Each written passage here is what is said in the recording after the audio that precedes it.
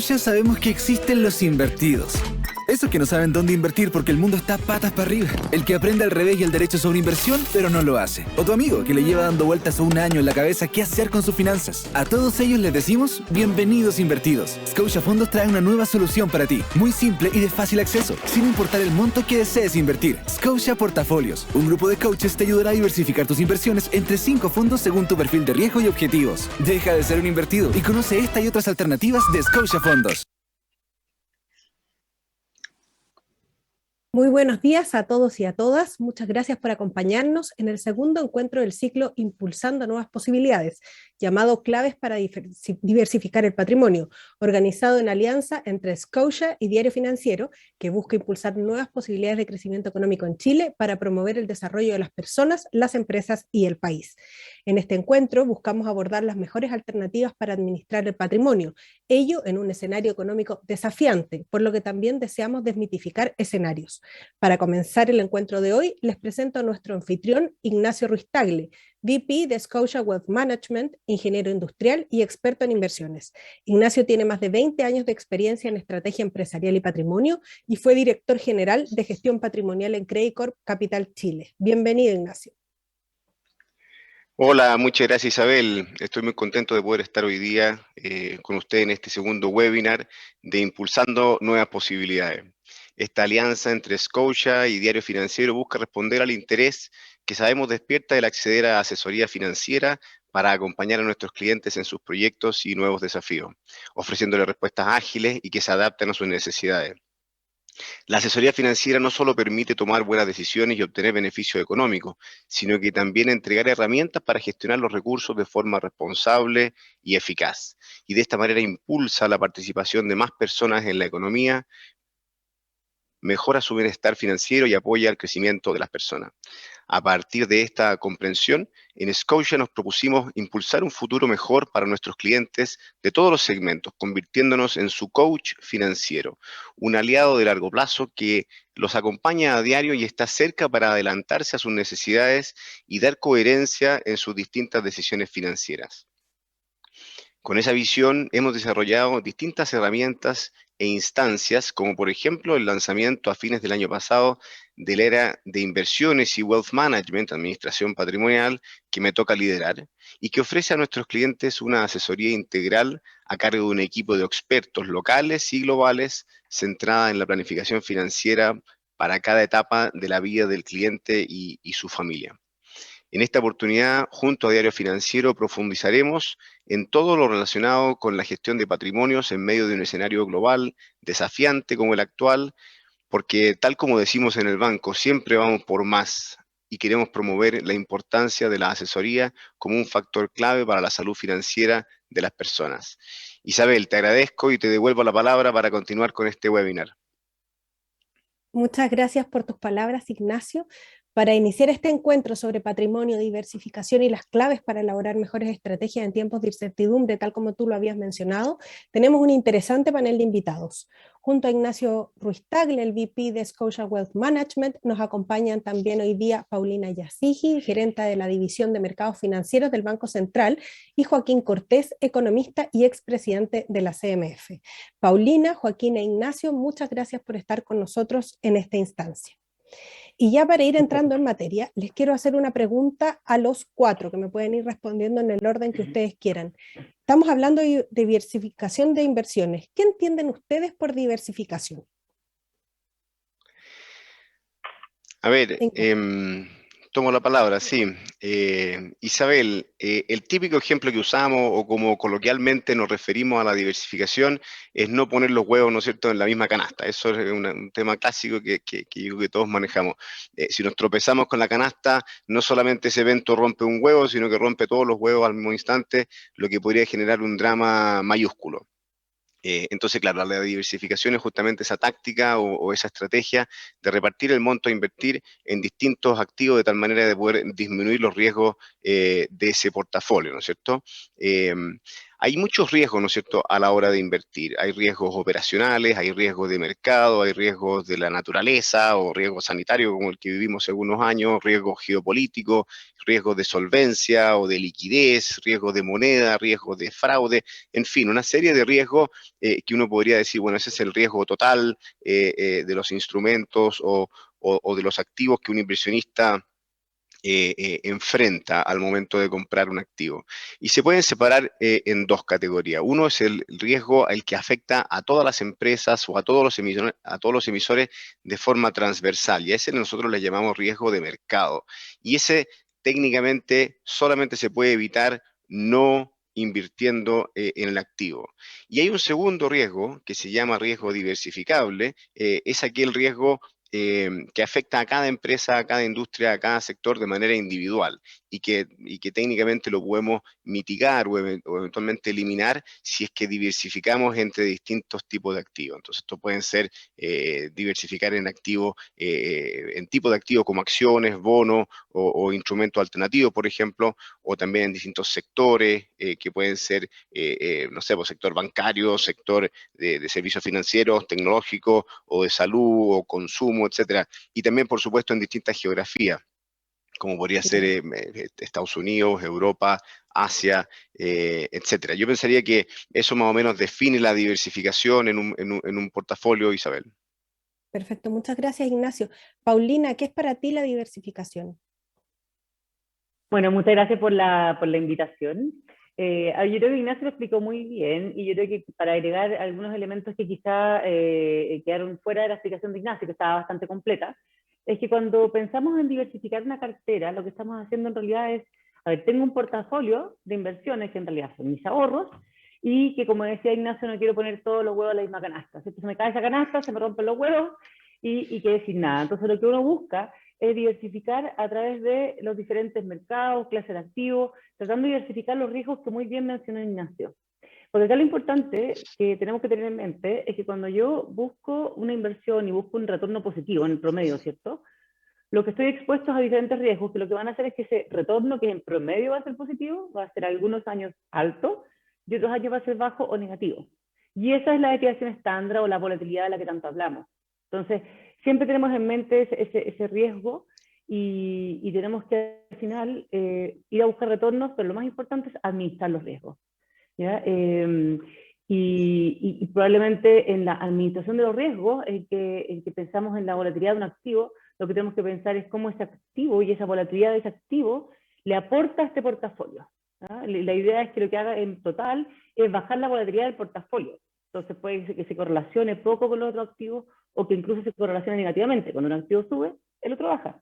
Entonces con eso lo que hago es tener un portafolio un poco más seguro, ¿ya? Ahora hay una regla simple, una regla muy simple, en que uno puede decir, mira, en realidad cuando tengo 20 activos más o menos, estoy diversificado. También se puede cumplir con 12. ¿Ya? No tengo que tener 100 activos en la cartera para poder estar diversificado. Así que eso agregaría por ahora. Perfecto, muchas gracias. Joaquín, buenos días. ¿Qué Buenos entiende días. usted por diversificación? Buenos días, gracias por la invitación. Después de la respuesta de Paulina e Ignacio, poco que agregar, digamos. Lo que diría es que el objetivo de la diversificación no es maximizar el retorno de una cartera, sino que limitar el impacto de la volatilidad sobre la cartera. El punto es cómo manejar la volatilidad, y está relacionado con el título de esta reunión. Ahora, para muchos académicos, la diversificación es clave para formar un portafolio. Si uno quiere formar un portafolio óptimo, lo clave es la diversificación. Y el punto de fondo es que no hay una sola respuesta. No hay algo decía Paulina, ¿cuál es el grado óptimo de diversificación y cuál es el portafolio óptimo? No hay una sola respuesta, depende de muchas cosas. Es lo mismo que cuando uno va al médico y le dice, bueno, ¿cómo quiero mejorar mi salud? El médico le va a decir, bueno, depende de cuál sea su estado actual de salud, depende de cuán diversificado esté usted ahora, depende de cuáles son los tratamientos que la medicina le permita.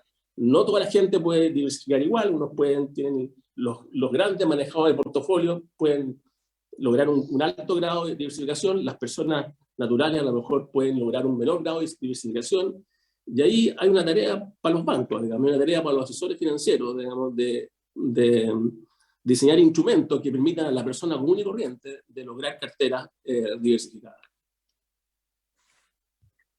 Le dejé una tarea, Ignacio. Muchas gracias, ya que dejó ahí la pelota, la llevamos directamente a Ignacio y le hago la siguiente pregunta. ¿Cómo se debería componer un patrimonio diversificado en un escenario de alta volatilidad e incertidumbre como el actual? Sí, a ver, claro, esa es la gracia de la construcción de portafolios, que hay que tener en cuenta varias cosas. Ahí Joaquín decía que sirve, ¿no es cierto?, la diversificación para limitar el impacto de la volatilidad o los riesgos que tiene, y que también no hay una sola respuesta. Yo me quiero agarrar un poquito de eso. Efectivamente, no hay una sola forma de armar un portafolio, y eso va a depender mayoritariamente de cómo es el cliente. Entonces, es clave detenerse a pensar y a entender bien qué inversión que quiero hacer, o un cliente qué quiere hacer con esta inversión, para qué lo quiere, definir para qué está ahorrando y cuándo va a necesitar ese ahorro, o usarlo eventualmente, si es que lo va a necesitar en algún momento, si es que es plata para la pensión o si es plata para comprar un determinado fin. Lo más importante entonces es definir, es sentarse, ¿no es cierto?, y definir ese objetivo de esa inversión. Aquí juega un rol clave, Isabel, el asesor financiero. El asesor financiero, que típicamente hay, ¿no es cierto?, en las instituciones que ayudamos a los clientes a invertir, es una figura muy importante, ¿no es cierto?, porque es quien nos va a ayudar a caminar, ¿no es cierto?, por este trayecto, para que nos ayude a decir, bueno, para qué queremos esta plata, cuándo la necesitamos de vuelta. Y con eso va el segundo paso, ¿no es cierto? Una vez que ya definí mi objetivo, definí los plazos, es el segundo paso, ¿no es cierto?, que es ayudarnos a escoger. Ese asesor financiero nos podría ayudar a escoger los activos o los instrumentos que logran, ¿no es cierto?, el objetivo que nos propusimos inmediatamente anterior, ¿no es cierto? Entonces, y aquí hay infinitos tipos de activos, infinitas variedades, hay algunos que se ajustan, otros que se ajustan menos, hay algunos activos que son más caros de comprar, otros más baratos de comprar, hay activos que son más líquidos, otros que son menos líquidos. Entonces, es clave, ¿no es cierto?, que este asesor nos ayude a meter dentro de nuestro portafolio los activos que hagan que el perfil se logre.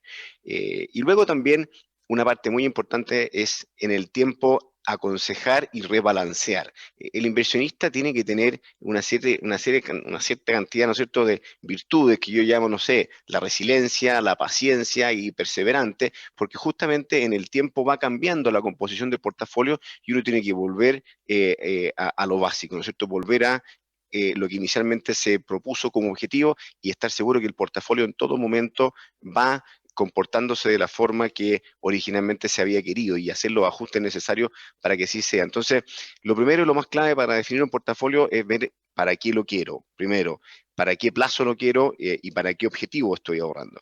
Lo segundo es escoger bien ese portafolio entre los activos que correspondan. Aquí hay muchos activos en Chile, y hay muchas formas de diversificar el patrimonio con instrumentos muy sencillos.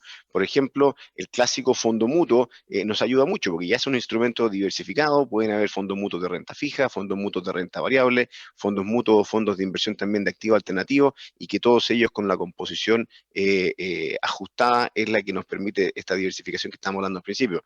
También está los multifondos ¿cómo se llama?, de las AFPs, que cuando se quiere invertir para la pensión, o eventualmente para incrementar la pensión con ahorro voluntario, o también la cuenta 2 de las AFPs, que también son instrumentos bastante diversificados. También hay índices sobre canasta, en fin, una serie de instrumentos que este asesor financiero nos ayuda a escoger para que justamente se vaya cumpliendo el objetivo. Y en tercer lugar, como les decía, aconsejar y rebalancear cuando haga falta en forma constante. No desesperarse con las caídas de los mercados. Es muy triste ver cómo en estos tiempos, digamos, los últimos meses, algunas personas mal asesoradas van y liquidan toda su posición en ciertos activos de mayor riesgo, que han caído por todos los eventos que hemos tenido en el último tiempo, ¿no es cierto? Es muy triste ver eso, así que, bueno, hay que tener esa virtud de aguantar ese chaparrón justamente cuando el objetivo es de inversión de más largo plazo. Yo te diría, Isabel, que esas más o menos son las claves que nosotros usamos para diversificar el patrimonio, para construir un portafolio.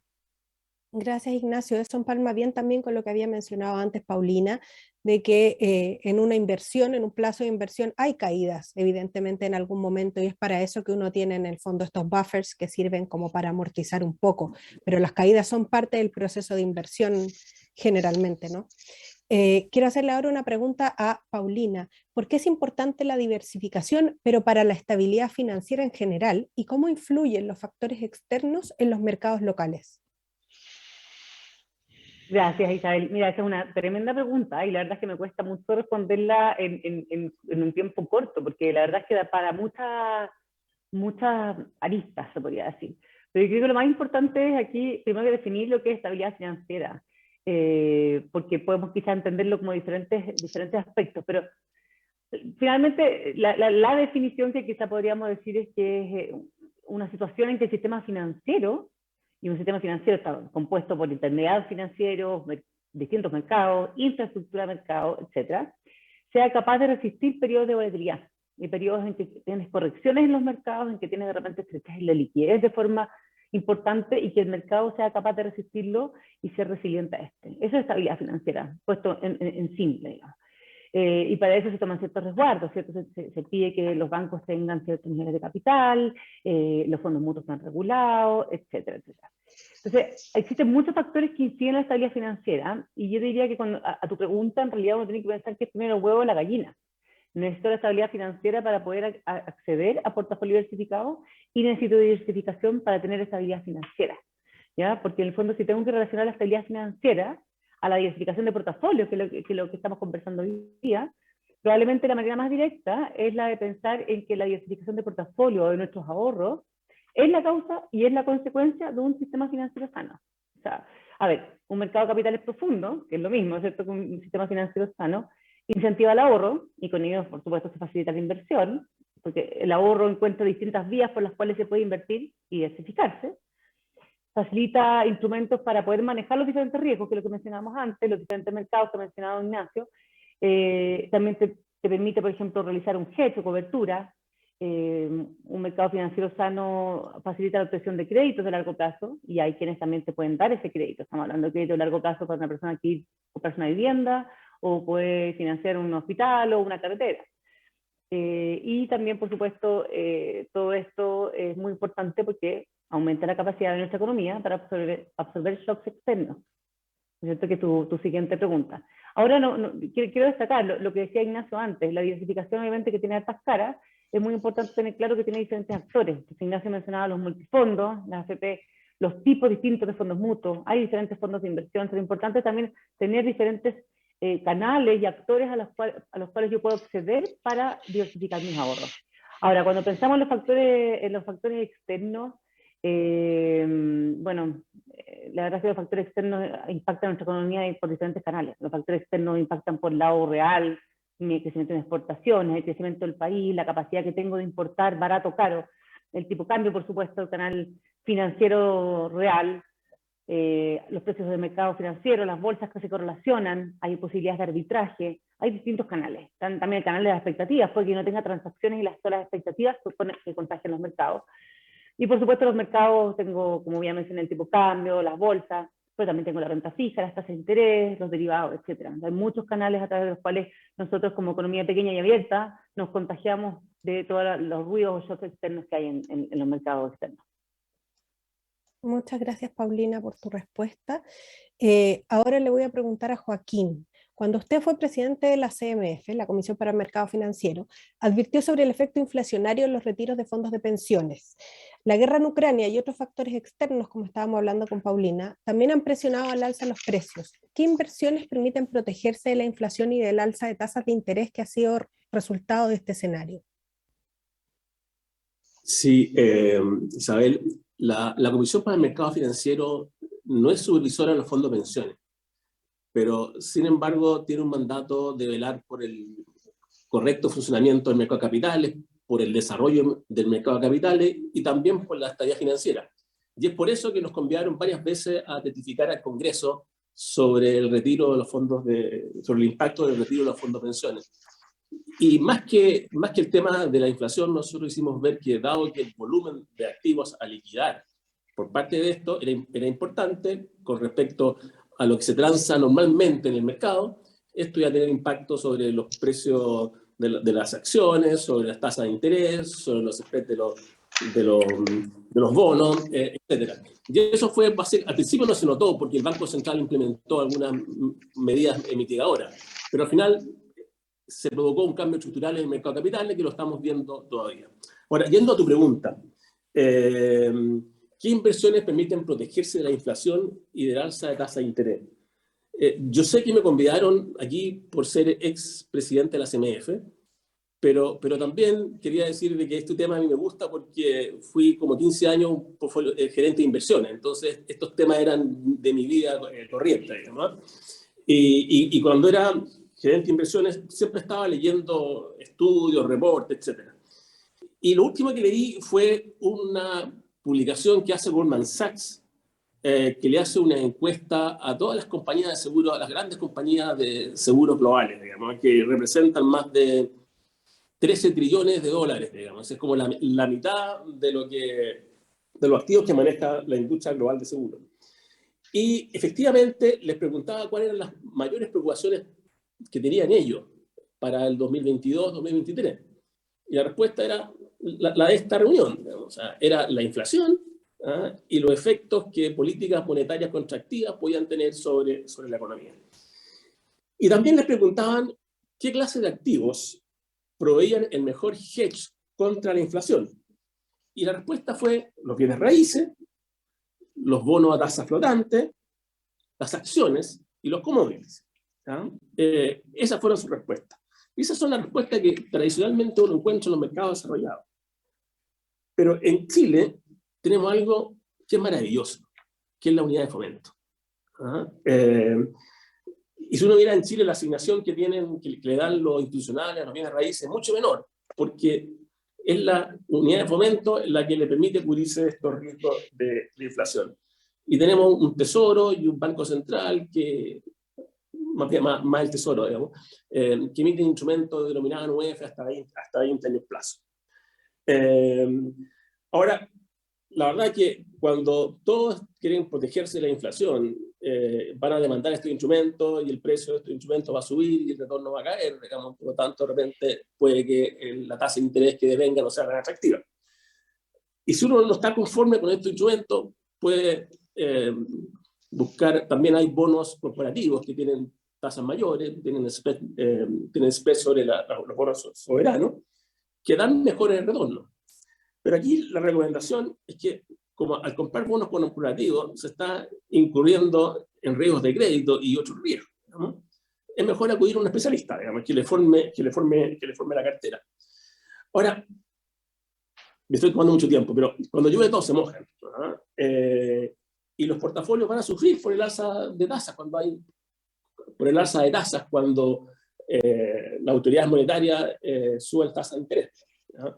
Y eso va a afectar el retorno de los bonos en el corto plazo. Y aquí no quiero profundizar, pero la herramienta es lo que se llama el manejo de la duración de la cartera. Uno dice, mira, si la verdad es que veo que tasa subiendo, voy a cortar la duración. Eso es lo que hacen los manejadores de activos, ¿no? Y si veo las tasas bajando, voy a aumentar la duración. Pero la verdad es que no es tan simple, porque hoy día tenemos dos cosas, ¿no es cierto? Tenemos inflación, pero hay algunos que están mirando que si hay una recesión, digamos. Entonces, más que mirar, que mirar la tasa de interés, uno tiene que mirar la curva de tasa de interés, y cuál es la posición de la curva de tasa de interés, digamos. Y ahí también uno requiere escuchar a los especialistas.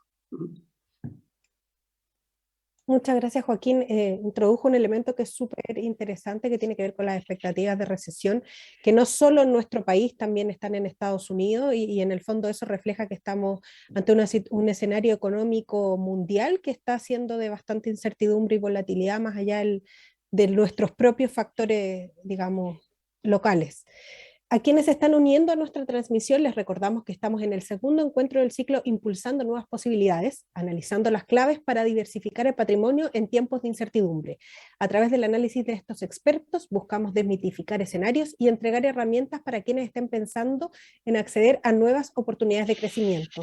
Ignacio, te quería preguntar, ¿hay más interés de los family offices chilenos en invertir en emprendimientos de impacto o acciones sustentables? ¿Se observa algún cambio de paradigma en cuanto a la gestión del patrimonio? Sí, a ver, Isabel, claro que sí. Mire, pasa una cosa curiosa, los inversionistas, los clientes, no solamente los family offices, sino que todos los inversionistas, especialmente durante el inicio de este año, han estado preocupados de muchísimas cosas, ¿no es cierto? De las presiones inflacionarias que nos decía Joaquín, por Dios que tenía, dicho sea de paso, por Dios que tenía razón en las advertencias que hizo Joaquín en su momento a las autoridades. Ahora, después de que ya ocurrió todo, vemos bueno, que fue una predicción exactamente con lo que ocurrió. Bueno, pero le estaba diciendo, los inversionistas están preocupados de las presiones inflacionarias, están preocupados también de los bancos centrales que le están haciendo retiro de estímulos monetarios. Eso es, en todo el mundo es básicamente igual. También hay problemas de suministro, también hay conflictos geopolíticos, también hay menores perspectivas de crecimiento hacia adelante. Bueno, y por eso ha habido la volatilidad que hemos visto. Y además se introduce este otro elemento que tú señalas, Isabel, respecto de las observaciones, perdón, de las acciones sustentables y eventualmente de los emprendimientos con impacto. Y bueno, esto es un paradigma no solamente en el mundo de las inversiones. Hoy día, en cada una de las cosas que nosotros hacemos, ya tomamos mucho más relevancia justamente todo lo que llamamos ESG, ¿no es cierto? Por sus siglas en inglés, que tiene que ver con el medio ambiente, que tiene que ver con el mundo social y con los buenos gobiernos corporativos de las distintas empresas o los distintos emisores.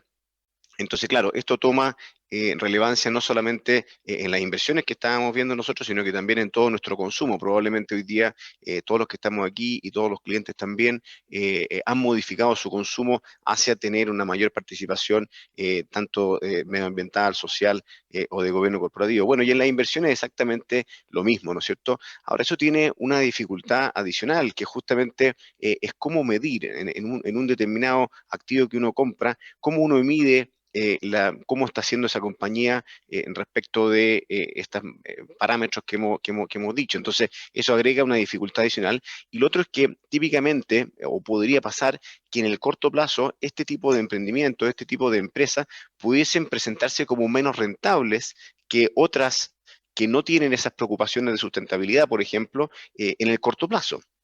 Entonces, claro, bueno, hay que ser valiente aquí y hay que estar dispuesto a eventualmente tener menores retornos de corto plazo para así obtener más en el largo plazo, justamente porque son estas compañías las que están preocupadas de más cosas, ¿no es cierto?, que son súper importantes en este momento. Entonces, claro, es un desafío adicional, pero bueno, el desafío que tenemos nosotros en el mercado de capitales es justamente ir desarrollando nuevos fondos, nuevas oportunidades para invertir incorporando estos principios. En Scotia tenemos un fondo especial de ESG que toma en cuenta todos estos nuevos parámetros, ¿no es cierto?, nuevos paradigmas. Así que sí, lo estamos viendo, Isabel, lo estamos viendo en los family offices y lo estamos viendo también en los clientes normales, mucho más preocupación por las materias medioambientales, sociales y de buen gobierno corporativo.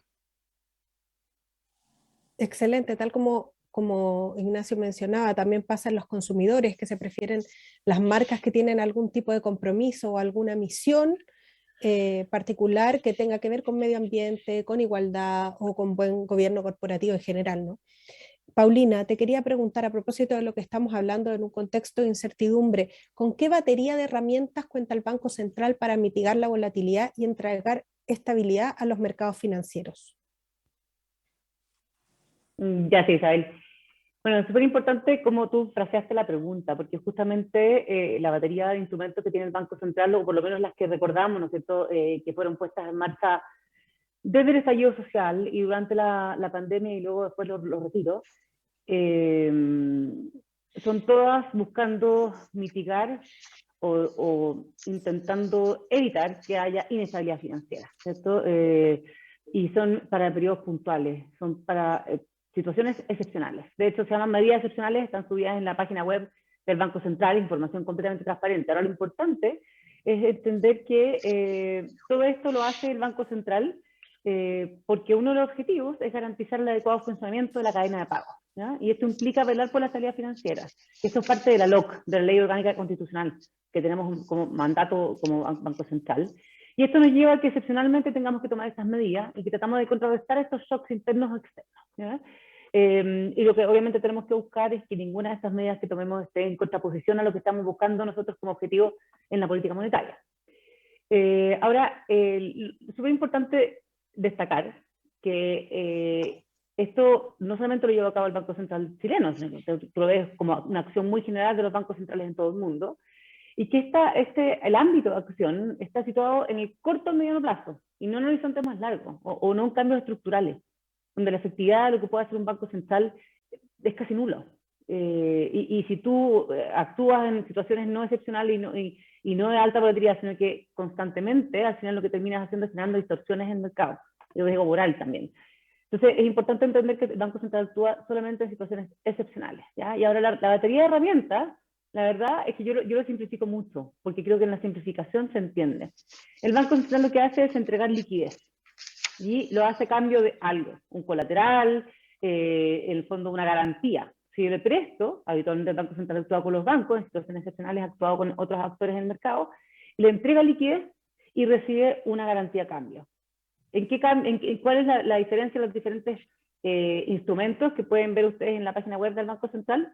Pueden ser los plazos, pueden ser los colaterales que recibimos a cambio, puede ser el tipo de operativa, si la tasa es fija o flotante, puede ser la moneda, pero en general es eso, entregamos liquidez y recibimos un colateral a cambio. Y la batería de medidas, bueno, en el día a día nosotros manejamos la liquidez, ¿cierto? Vamos emitiendo PBC y tenemos una batería de medidas, un toolkit de herramientas habitual. Pero en situaciones excepcionales, obviamente el toolkit pasa ya a ampliarse a, puede ser repos, pueden ser FX swap, pueden ser salir a comprar activos, compra depósitos o compra de bonos que se hizo durante el estallido social y luego la pandemia.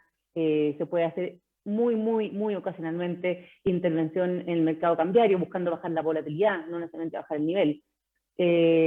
La FSIC, digamos, la facilidad para impulsar el crédito que se dio hace 2 años atrás. O sea, hay un montón de herramientas que el Banco Central puede acceder para ayudar a bajar episodios de volatilidad financiera. Gracias, Paulina. Tal como tú decías, efectivamente los bancos centrales de todo el mundo, sobre todo los más grandes, el Banco de Inglaterra, Banco de Japón, Banco Central Europeo, la Reserva Federal de Estados Unidos, tienen distintos tipos de herramientas para lidiar con periodos de volatilidad excepcional. Lo que va cambiando al final es que todos tienen mandatos diferentes y de acuerdo a eso actúan y van aplicando sus propias herramientas. Por eso que era importante saber qué es lo que está haciendo el Banco Central. A veces vemos y comparamos con lo que está pasando afuera, pero nuestro Banco Central tiene un mandato especial, distinto al resto de los bancos centrales, porque cada cual se adecua, ¿no?, a su propia economía. Le quería preguntar a Juan... Disculpa, dime. ¿puedo agregar Sí, algo? dime. ¿Puedo agregar algo? Solamente quiero agregar para destacar, las medidas excepcionales que se tomaron desde el estallido social, la pandemia y cuando fueron los retiros, todas fueron temporales y todas ya están extintas, excepto el FSIC que le quedan 2 años plazo. Todo el resto de las operaciones fueron temporales. Es importante destacar esto, ya no hay operaciones vivas en las operativas que hacemos en el día a día. Perfecto, muchas gracias por esa importante aclaración. Joaquín, le quería preguntar, uno de los anhelos de la industria es que se discute y promulgue prontamente la ley FinTech, que regulará un segmento que ha cobrado mucha importancia. ¿Qué oportunidades de inversión abriría esta regulación y cómo sería la interacción con la banca tradicional? Sí, es probable que este proyecto genere oportunidades de inversión, pero no es su objetivo principal. Como ha señalado varias veces la Comisión para el Mercado Financiero, este proyecto de ley FinTech tiene el potencial de mejorar el sistema financiero a través de dar mayor competencia a los actores tradicionales, darle una mayor competencia hacia principalmente los bancos, mejorar la calidad de los servicios y, a mi gusto también muy importante, mejorar la inclusión financiera. Se acostumbra a utilizar el término FinTech para referirse a una amplia variedad de tecnologías financieras que compiten con los métodos tradicionales de entregar servicios financieros. Por ejemplo, las bancas móviles, a través de los smartphones, digamos, los servicios de inversión digital y las criptomonedas, digamos, ¿no? Y estas tecnologías lo que tienen en común es que permiten a los consumidores, digamos, financieros, por ejemplo, le dan servicios, le dan una mayor accesibilidad a servicios financieros. Pueden transferir fondos de un país a otro, obtener financiamiento para startups, digamos, y en algunos casos manejar mejor las finanzas personales. Todo esto, obviamente, en competencia con la banca tradicional. Todavía es difícil analizar el impacto de estas tecnologías financieras porque todavía no han madurado, digamos. Es probable, no sabemos cómo van a impactar la vida de las personas, es probable que no lleguen a impactar la vida de las personas como ha sido, por ejemplo, la introducción de las tarjetas de crédito, ¿no? Pero lo que sí estamos viendo en el mundo es que las fintech están democratizando las finanzas y haciendo posible que, no sé, una cantidad importante, se habla de más de 1,1 millón y medio de billones de adultos que hoy día no están bancarizados, puedan acceder a servicios financieros. Y eso yo creo que es el rol más importante, al mejorar la inclusión financiera. Ahora, el proyecto en sí, como digo, puede que permita nuevas oportunidades de inversión, pero el proyecto en sí lo que busca es resguardar a los clientes financieros, porque todas estas innovaciones tecnológicas no eliminan los riesgos. Por lo tanto, hay que mantenerse, ayudan mucho porque los riesgos están ahí. ¿Ah? Fortalecer el crecimiento de las empresas fintech. La regulación vigente no es adecuada para las fintech, porque está muy enfocada hacia los bancos, y los bancos prestan todos los servicios, vamos, y las fintech a veces prestan un solo servicio. Por lo tanto, hay que, de alguna forma, hay que hacer una regulación que sea más liviana y que básicamente apunta a los riesgos que cada una de las fintech esté originando, ¿no? Y también, para el desarrollo de la fintech, los mismos operadores han dicho que una regulación es algo que les sirve para conseguir nuevos capitales, ¿no? Y básicamente aumentar la competencia hacia los prestadores de servicios financieros que ya están regulados, ¿no? Eso es lo que busca el proyecto. Entonces, más bien regular esta actividad nueva, más que entregar nuevas oportunidades de inversión. Usted hablaba de un punto súper importante que tiene que ver con la democratización del sistema, digamos, financiero, porque permite que muchas personas con un celular puedan acceder a servicios que antes no tenían o a los que no han podido acceder a través de la banca tradicional, se ha visto en otros países, pero al mismo tiempo también permite eliminar un poco el intermediario y que cada persona pueda tener su propia cartera de inversión, invertir un poquito más fácilmente. ¿Se ha visto también eso como posibilidad de la fintech? Sí, hay muchas cosas, es desarrollo importante. Una cosa que a mí hasta me emocionó fue que, estando de vacaciones en la playa, hay una señora que vendía humitas, digamos, afuera, y generalmente uno no tenía plata, o sea, no tenía sencillo para comprarle, digamos. La última vez la señora tenía un POS. Por lo cual, y eso es básicamente lo que hace el servicio que presta en esta fintech, digamos, hace que esa persona, las personas de alto nivel de ingresos siempre han tenido acceso a invertir en cualquier clase de activos, digamos, etcétera, y por tanto lograr los mejores retornos, digamos. Y esto tiene que ver con lo que dije al principio, digamos. Lo importante es que las fintech le permiten a la persona común y corriente acceder a carteras diversificadas, acceder a productos de inversión. Y la segunda parte de tu pregunta era cómo van a reaccionar los bancos. Los bancos también pueden desarrollar tienen que competir, digamos, ¿no? y van a tener que desarrollar también este tipo de servicios. Muchas gracias. Así es. Sí, Ignacio, ¿quieres complementar? Sí, efectivamente, lo que dice Joaquín es súper cierto. Nosotros en Scotia ya estamos invirtiendo, llevamos un buen tiempo digitalizando todo el banco, en toda la parte de entrega y fomento de crédito, ¿no es cierto? Eso ya está ocurriendo y hoy día con 1 o 2 clics se puede acceder a una serie de posibilidades de financiamiento de nuestra institución.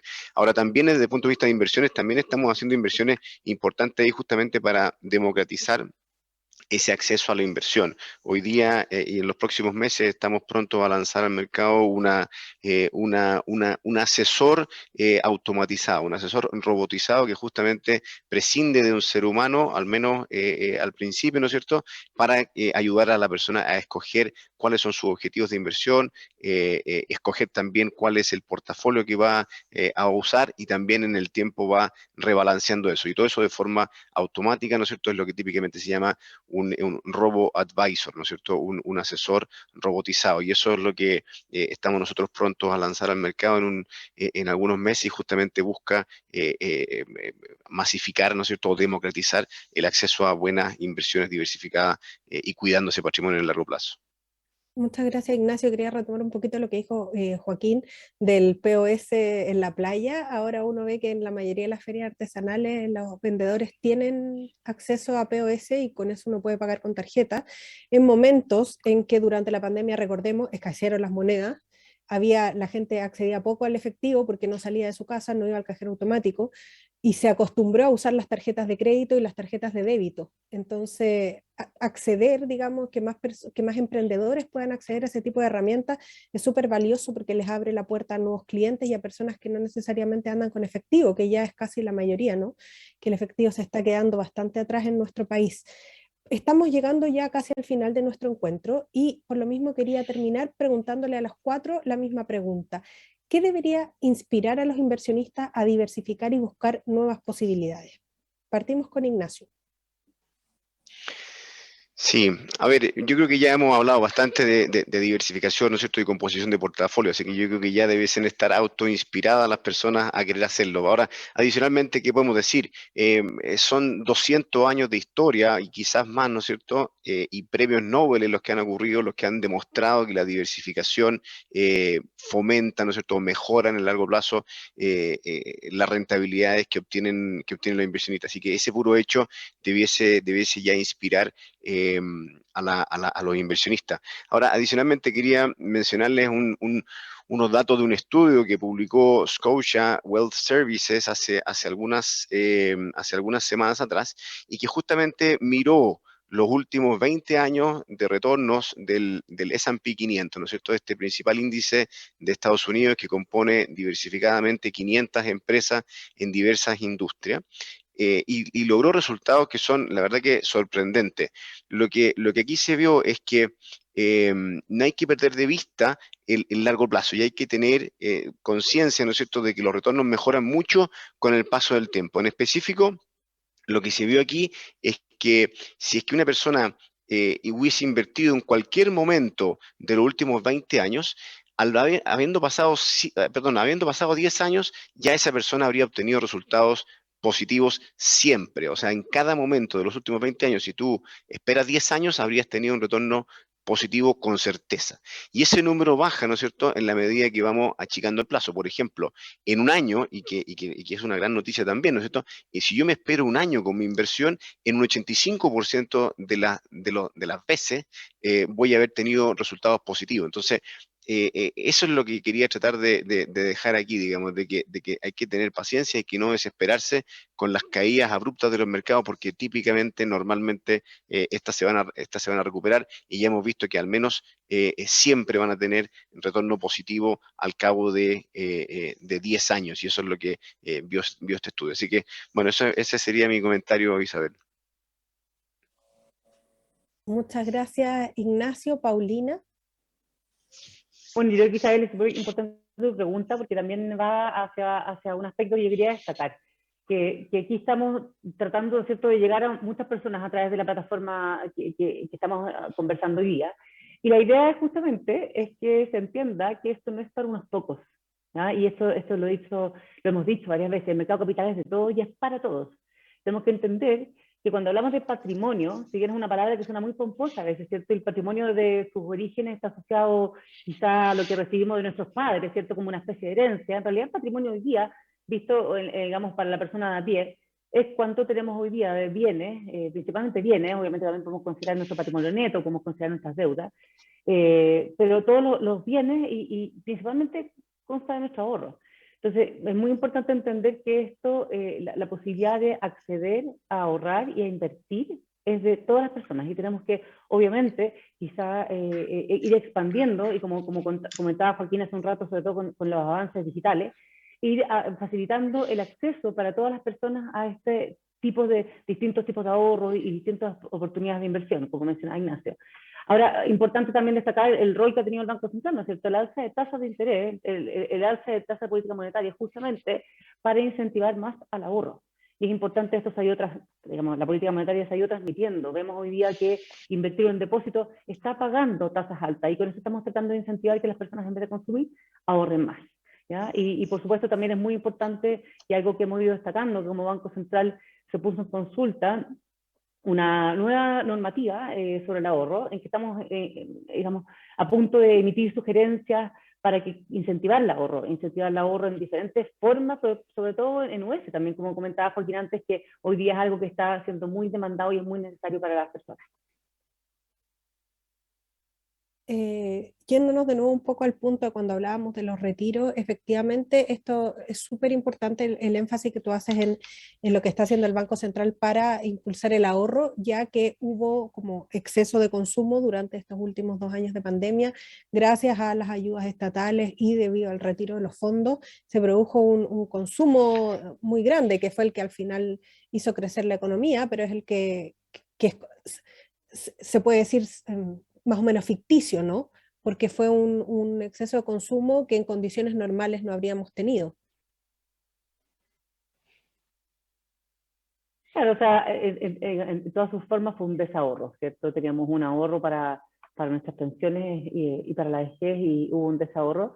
Lo importante hoy día es saber salir de esa fiesta de la forma más suave posible y que controlemos la inflación. Muchas gracias, Paulina. Joaquín. Gracias, Isabel. Sí, a mí en el pasado me tocó ver, por ejemplo, inversionistas, familias, digamos, que, por ejemplo, estaban invertidas 100% en Chile, digamos, con un sesgo local fuerte, digamos.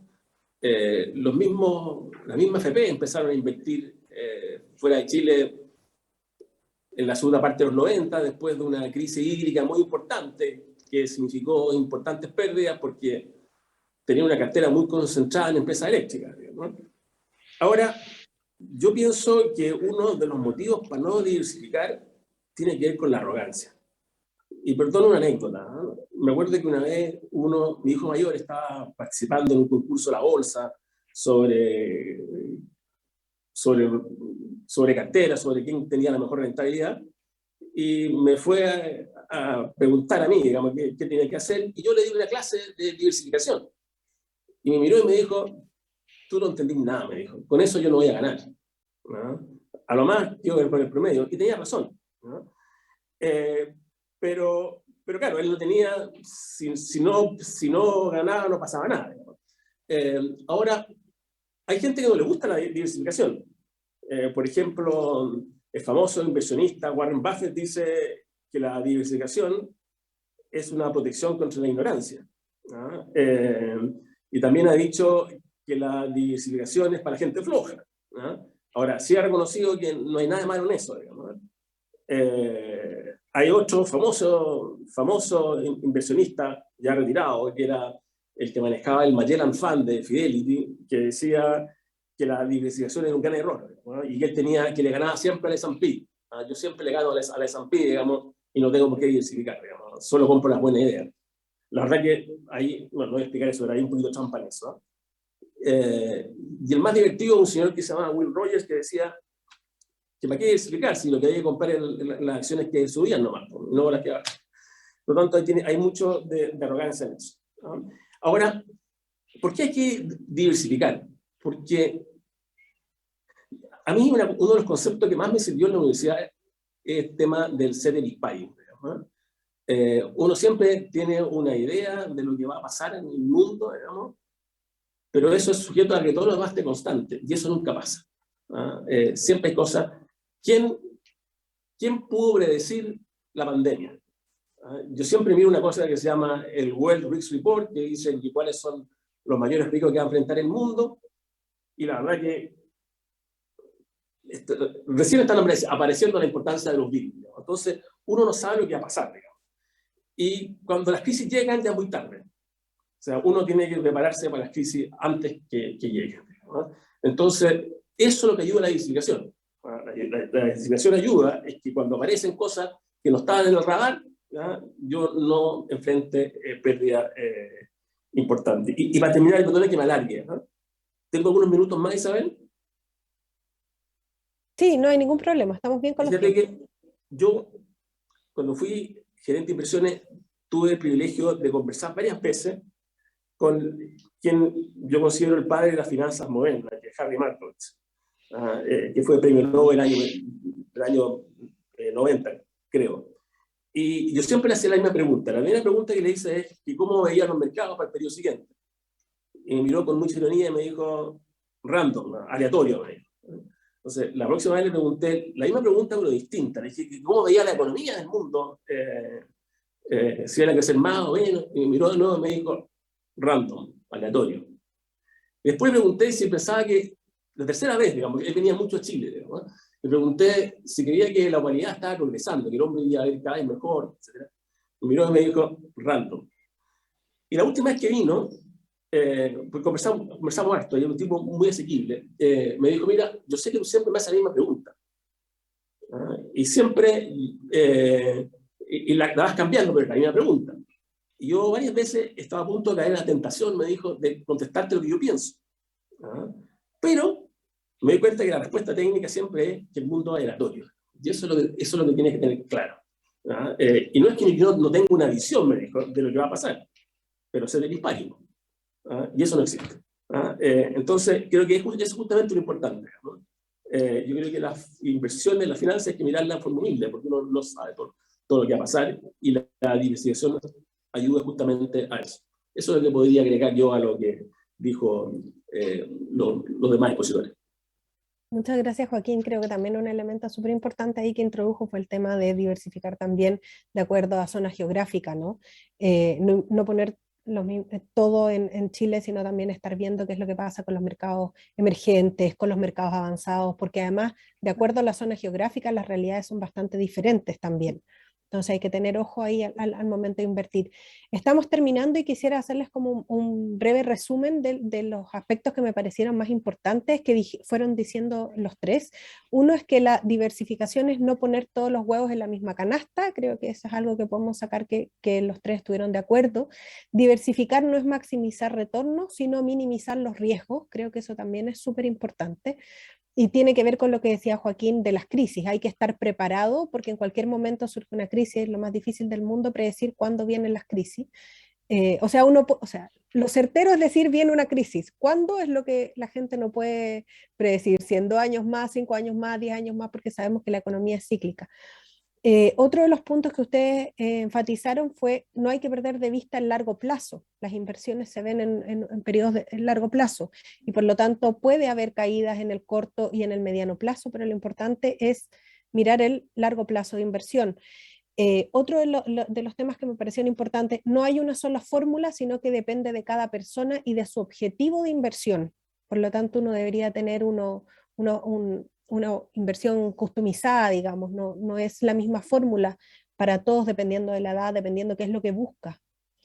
Y por último, lo que dijo Paulina que me pareció súper importante, la inversión es para todos, no es solo para algunos, y por eso es tan importante ver cómo enfrentarla, digamos, qué fórmula entregar, pero técnicamente todos podemos invertir. No debe estar esta idea de que es solo para los altos patrimonios y creo que eso es también lo que estamos intentando hacer con Diario Financiero y con Scotia, mostrar que la inversión es para todos y todos podemos salir adelante en este escenario de volatilidad. Le quiero dar muchas gracias a ustedes por estar presentes, a Ignacio Ruiz Tagle, a Joaquín Cortés, a Paulina Yasigi. Y quiero agradecer a todos quienes se conectaron. Esta mañana tuvimos más de 2.000 vistas a través de df.cl, una muy buena audiencia. Así que muchas gracias y nos veremos en un próximo encuentro de Diario Financiero. Muchas gracias. Gracias a ustedes. Muchas gracias. Muchas gracias. Tenga buen día. En Scotia sabemos que existen los invertidos. Esos que no saben dónde invertir porque el mundo está patas para arriba. El que aprende al revés y el derecho sobre inversión, pero no lo hace. O tu amigo que le lleva dando vueltas un año en la cabeza qué hacer con sus finanzas. A todos ellos les decimos, bienvenidos invertidos. Scotia Fondos trae una nueva solución para ti. Muy simple y de fácil acceso, sin importar el monto que desees invertir. Scotia Portafolios. Un grupo de coaches te ayudará a diversificar tus inversiones entre 5 fondos según tu perfil de riesgo y objetivos. Deja de ser un invertido y conoce esta y otras alternativas de Scotia Fondos.